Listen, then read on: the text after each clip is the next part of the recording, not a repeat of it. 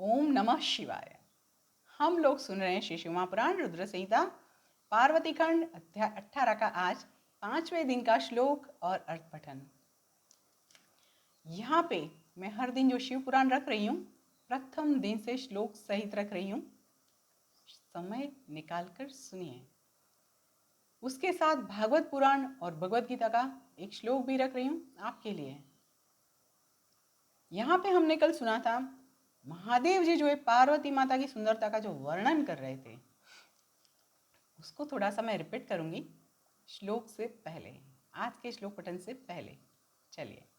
ओम श्री गणेशाय नमः, ओम एम सरस्वत्यै नमः, ओम श्री सद्गुरुदेवेभ्यो नमः, ओम श्री स्कंद सहित उमा महेश्वराभ्याम नमः, ओम नमः शिवाय।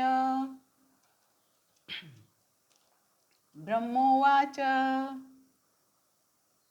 उससे पहले थोड़ा सा आपको बता देती हूँ कि शिव जी जो बोल रहे थे पार्वती माँ के लिए, यह मुख है या चंद्रमा, ये नेत्र है या दो कमल, उनकी भ्रुकुटी के लिए, उनके अधर के लिए, उनकी नासिका के लिए, उनके स्वर के लिए, सभी के लिए महादेव जी ने बहुत अच्छा वर्णन किया। यहाँ पे अप्रतिम वर्णन है। उनकी चाल का वर्णन किया है, उनके रूप का वर्णन किया है, उनके पुष्पों तथा वस्त्रों का भी वर्णन किया है। आगे ये भी बोल रहे हैं शिव जी, सृष्टि में जितनी उत्तम सुंदरता है वह एकत्रित करके इसमें रच दी गई है। इसके सभी अंग सब प्रकार से रमणीय हैं, इसमें संदेह नहीं है।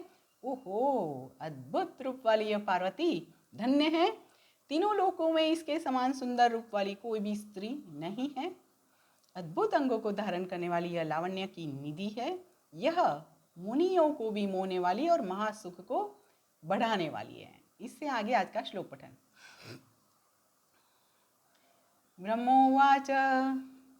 इत्येवं वर्णयित्वा तु तदंगानि मुहुर्मुहुः विधि दत्तवराध्यास्साद्धरः तु विररामः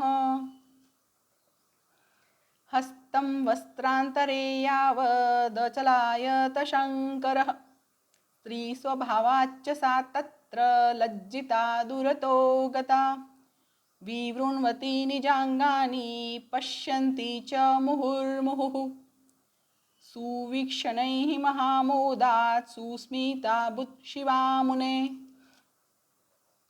एवं चेष्टां तदा दृष्ट्वा शम्भुर्मोहमुपागतः उवाच वचनं चैवं महालीलो महेश्वरः अस्या दर्शनमात्रेण महानन्दो भवत्यलं यदा लिङ्गनमेतस्याः कुर्यां किन्तु ततः सुखम्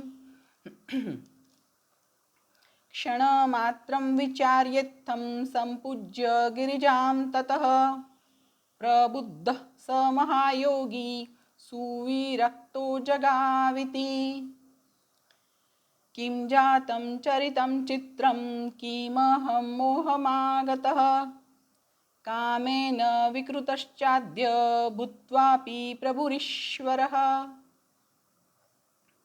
ईश्वरो अहं यदिच्छेयं पराङ्गस्पर्शनं खलु तर्हि को अन्यो अक्षमः क्षुद्रः किं नैव करिष्यति एवं वैराग्यमासाद्य पर्यङ्कासादनं च तत् वारयामास सर्वात्मा परेशः किं पतेदिह।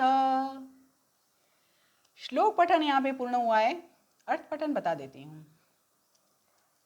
ब्रह्मा जी बोले, इस प्रकार बार बार उनके अंगों का वर्णन करके शिव जी ब्रह्मा को दिए गए वरदान का स्मरण करके मौन हो गए। उस समय ज्यों ही शंकर जी ने उनके वस्त्रों का स्पर्श किया, वे पार्वती स्त्री स्वभाव के कारण लज्जित होकर कुछ दूर चली गई। हे मुने, अपने अंगों को छिपाती हुई तथा तीक्ष्ण कटाक्षों से बार बार शिव जी की ओर देखती हुई वे शिवा महामोद के कारण मुस्कुराने लगी। उनकी इस चेष्टा को देखकर शंकर जी मोह में पड़ गए और तब महान लीला करने वाले महेश्वर ने यह वचन कहा, जब इसके दर्शन मात्र से इतना अधिक आनंद प्राप्त हो रहा है तब यदि मैं इसका सामीप्य प्राप्त करूं तो कितना सुख प्राप्त होगा।